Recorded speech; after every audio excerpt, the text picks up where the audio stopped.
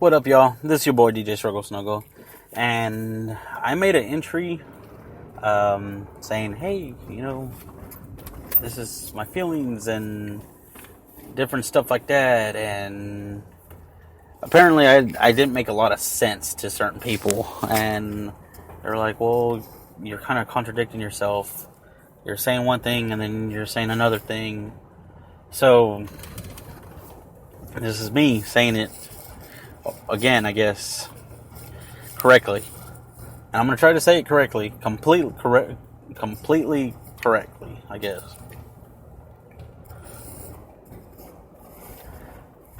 I was talking about my Doon-kun. And when I was talking about her, all I was trying to say was I'm sorry for anything and everything that I did to her. I take full, complete responsibility. Did I mention Chloe? Yes, I did. And I said, well, she kind of, messed up our relationship.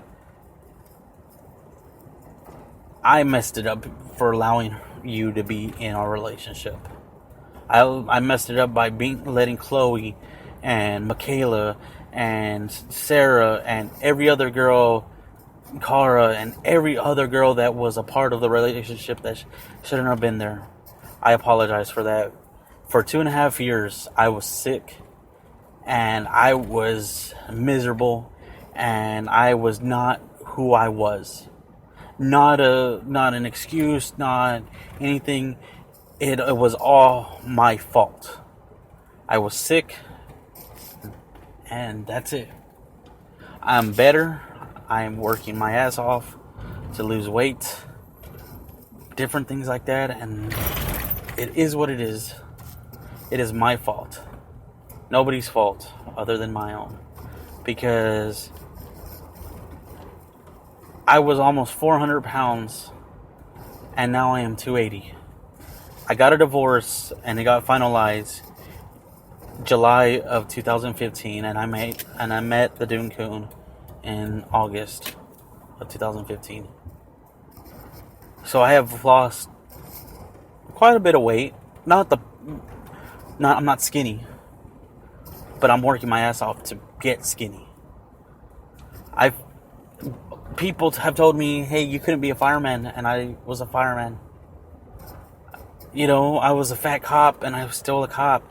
I'm in corrections right now, and they're like, man, this fat guy can't fight, and I still fight, and I train fighters, and this, that, and the other, and I have always said, like, whatever people say I can't do, I do it. The thing about me is I'm probably the biggest pushover, biggest, passive-aggressive person, probably the biggest pansy you'll ever meet. And it's nobody's fault other than my own. But for 2.5 years, I was going through, it was actually almost 3 years now, but, I was going through a lot, and I took it out on the wrong person. Am I confident? A whole lot more confident. Did I make a lot of sense the last entry? No. I probably didn't make a lot of sense, but I don't like talking about myself. I don't like talking about my feelings. But this is it. This is your... Zaina, I love you. I miss you. I miss the crap out of you.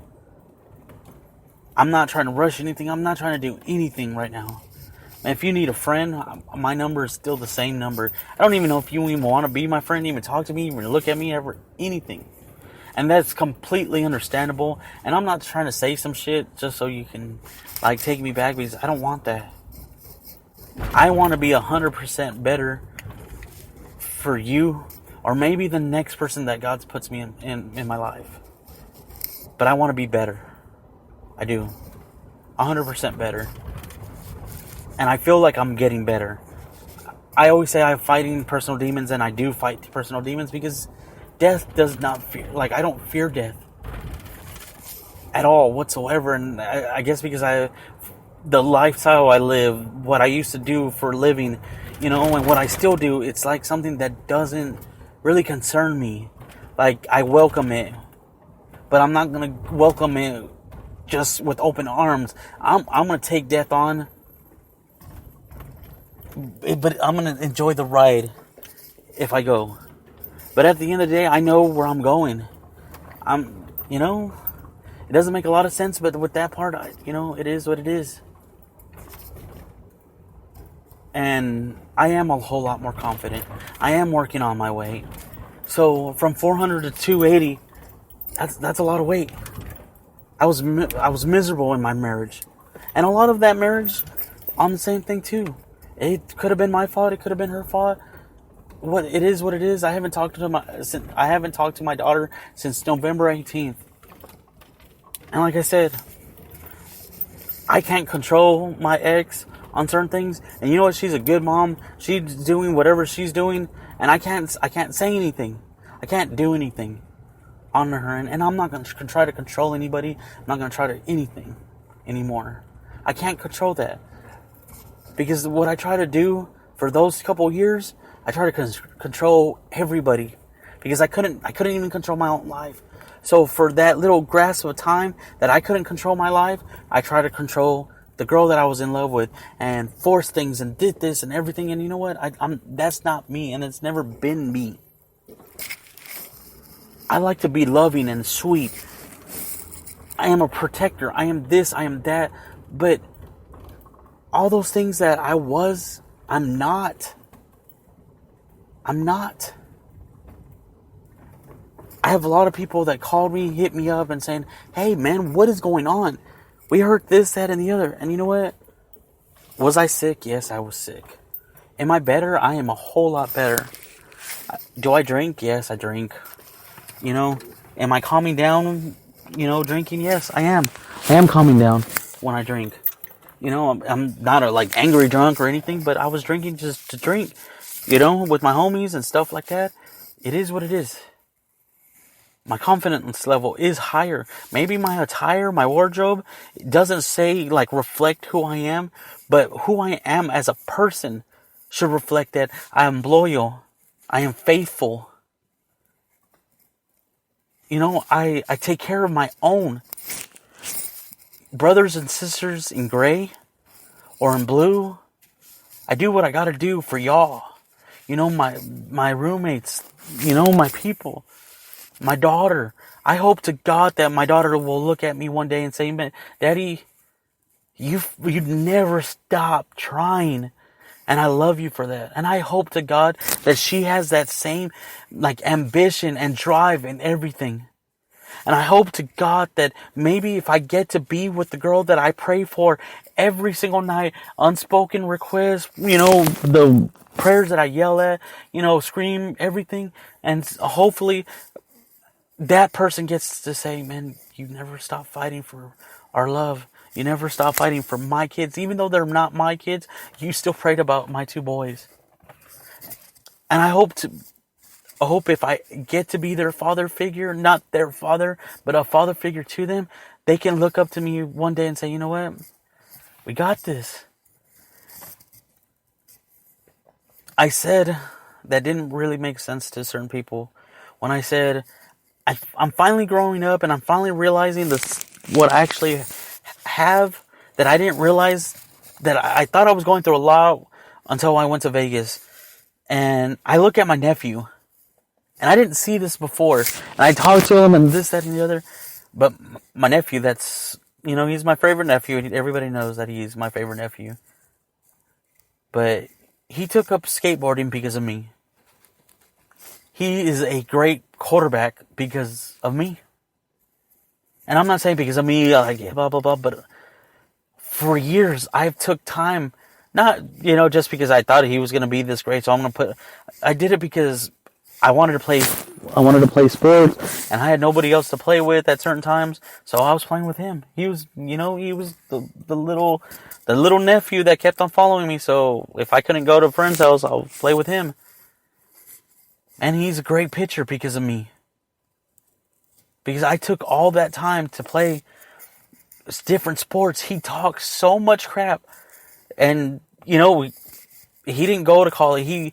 He's a church boy. He's a big old Christian. Didn't go to high school. But he's playing college. He's a walk-on.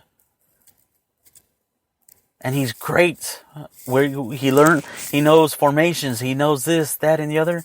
And he's never played a high school team. He's never played on a team. But me and him, we played so much. He knows coverages. He knows how to read defenses. He knows this, that, and the other.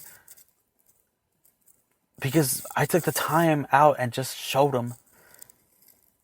And I didn't realize that. I thought, man, well, he's good because, man, we're all talented. But we're talented, but he's never played on a team. But all those times, the little advice on how to throw a ball, how to do this and that. And then he has a little nephew, he has a little brother. And he grabs the ball and he flicks the ball just like how I flick it. So 3 generations worth of, man, flipping a certain ball, just how I do certain things, he did it, and he passed it down to his brother. Then I have my homies that are younger than me that I'm like, they come to me for advice. And I say sometimes it's stupid and sometimes it's this, that, and the other, but they listen to me. And I said, a lot of times it's stupid for them to listen. And it is. And when I said, man, I have cancer, they freaked out. They were like, man, my homie, our big homie, he might be dying.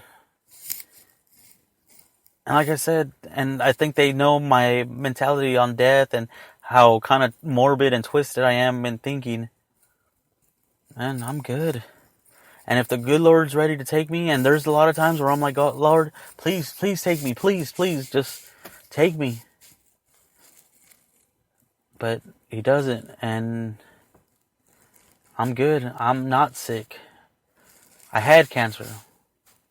I take care of myself. I'm fat, but I'm not the fattest. You know, I'm working on me, and I'm going to be in better shape, this, that, and the other. And when I made that, it's because I was completely hurt and like heartbroken over the whole Doomcoon thing, and I didn't know how to express myself. And so I wanted to, that was the only way. And I don't even know, she's probably not even listening. She probably didn't even hear the other show because, you know, our show is kind of, before it used to be disgusting and everything else. And she's probably not even listening to the other one. She's probably not ever going to listen to this one. But at the end of the day, and it could just be me speaking hot air, but speaking, I love you. That's not going to change. Who I was as a person was not me. You didn't get the real me.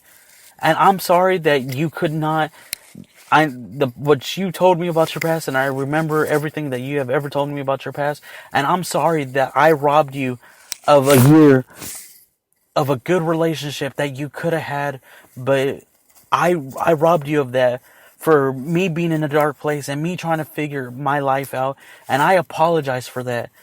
And like I said, I don't know if you'll ever take me back. And even if you didn't want to take me back, but you just needed a friend to call me once in a while, and I wouldn't bother you, I'm not expecting a text every day. I'm not expecting a call every day. This, that, and the other. But I'll be here for you. I work at night 4 days out of the week. But the mornings I'm there, I'll answer it if I'm asleep. I'll talk to you when I can. And I'll be there when you want. But other than that, I've been working on me. I've had sex with one person since we broke up. I've been in a few relationships, and that doesn't matter. And I'm not trying to talk about relationships, and nor will I ever bring up Chloe, Bailey, Michaela, and those people have not even ever been in my life.